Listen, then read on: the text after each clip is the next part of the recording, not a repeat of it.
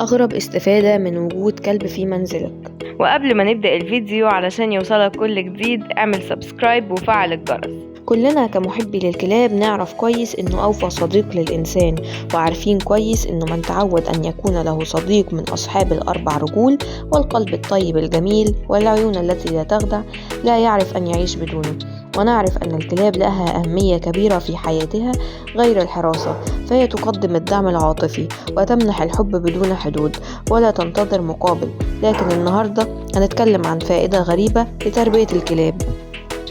لو رجعت بيتك لقيت كلبك نايم مكانك على السرير ما تزعلش، لأن بعد الفيديو ده احتمال إنك انت اللي تطلب منه كده كل مرة.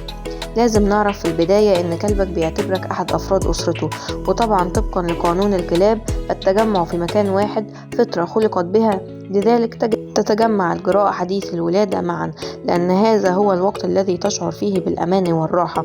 لذلك وعندما يريد كلبك النوم بجانبك فهذا لأنه يعتبرك أحد أفراد أسرته. معظم مربي الحيوانات بيتعلقوا جدا بالحيوان اللي معاهم، وخصوصا لو كان كلب، ولكن البعض ما بيفضلش ان الكلب بتاعه يشاركه الفراش او ينام جنبه. لكن الغريب في الموضوع هو ما كشفه خبراء الكلاب في موقع تيلز عن فوائد الصحة العقلية للنوم بجانب كلبك، وكيف يقوم بتحسين نومك. إليك الأسباب التي ستجعلك لا تغضب من نوم كلبك بجانبك. 1. تقليل الاكتئاب.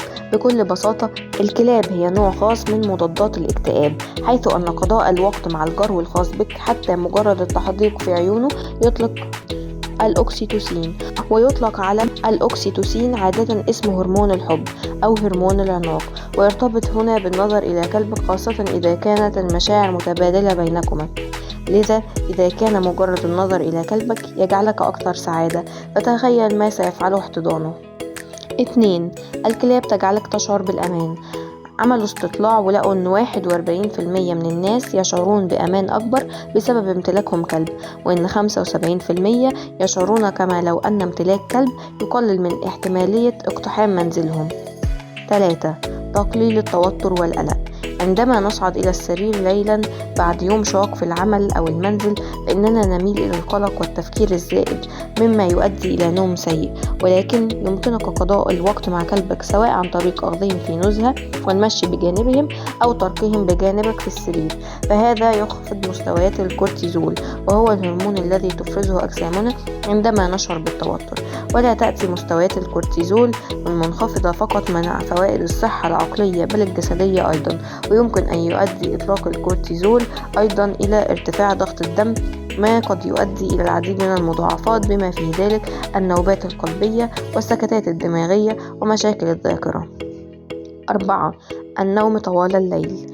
لو كان أحد مخاوفك الرئيسية هو أنه سيتم إيقاظك في منتصف الليل من قبل جرو متملل، فلا داعي للقلق، لأن الكلاب تتشابه مع البشر، حيث تنتج بشكل طبيعي الميلاتونين، وهو الهرمون الذي يساعد على تنظيم دورة النوم والاستيقاظ. وعلى الرغم من أن كلبك قد يأخذ قيلولات عديدة أثناء النهار أكثر بكثير مما تفعله، فمن المحتمل أن ينام طوال الليل بأقل قدر من الاضطرابات. 5.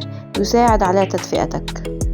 تتمتع الكلاب بدرجة حرارة جسم أعلى بالنسبة لنا، حيث يتراوح متوسطها بين 37.8 درجة مئوية و 39.17 درجة مئوية، مما يجعلها البديل المثالي لقربة الماء الساخن التي تصبح باردة بعد فترة، وتقدر توفر فواتير التدفئة عالية الثمن بنومه إلى جانبك. لو عجبك الفيديو اعمل لايك وكومنت وشير لحد يهمه الأمر.